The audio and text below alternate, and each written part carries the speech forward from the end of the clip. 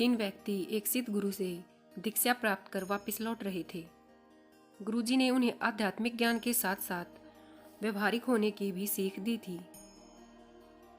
तीनों तमाम ग्रंथों पुराणों पर चर्चा करते हुए आगे बढ़ते जा रहे थे। बहुत समय चलने के बाद उन्हें एहसास हुआ कि अब उन्हें कहीं विश्राम करना चाहिए और रात गुजार कर ही आगे बढ़ना चाहिए। वे एक जगह रुके और खाने की पोटली खोली, पर दुर्भाग्यवश उसमें एक ही रोटी बची थी। तीनों ने सोचा कि इसे बांटकर खाने से किसी की भी भूख नहीं मिटेगी। अच्छा तो यही होगा कि कोई एक ही इसे खा ले, पर वो एक व्यक्ति कौन हो ये कैसे पता चले। क्योंकि वे आध्यात्मिक अनुभव कर लौटे थे, इसलिए तीनों ने तय किया कि इस निर्णय को वे भगवान पर छोड़ देंगे।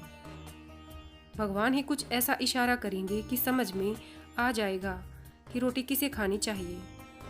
और ऐसा सोचकर वे तीनों लेट गई। थके होने के कारण जल्द ही सबकी आंख लग गई। जब अगली सुबह वे उठे तो पहले व्यक्ति ने कहा, कल रात मेरे सपने में एक देवदूत आए। वे मुझे स्वर्ग की सैर पर ले गए। सचमुच इससे पहले मैंने कभी ऐसे दृश्य नहीं देखे थे। असीम शांति, असीम सौंदर्य मैंने हर जगह देखी।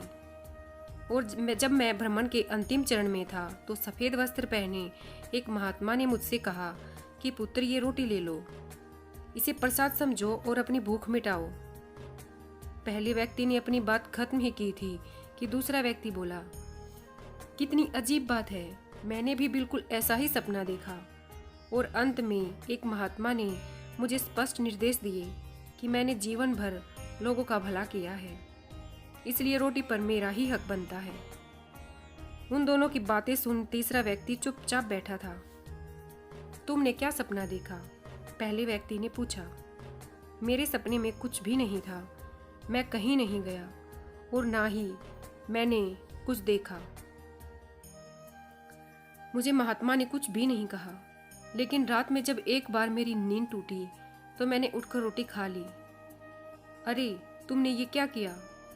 ऐसा करने से पहले तुमने हमें बताया क्यों नहीं? बाकी दोनों ने गुस्से से पूछा। कैसे बताता? तुम दोनों अपने अपने सपनों में इतने दूर जो चले गए थे, तीसरे व्यक्ति ने कहा।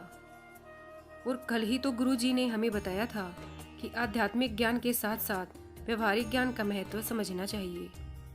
मेरे मामले में भगवान ने जल्द ही संकेत दे दिए कि भूखा मरने से अच्छा है कि रोटी खा ली जाए, और मैंने वही किया।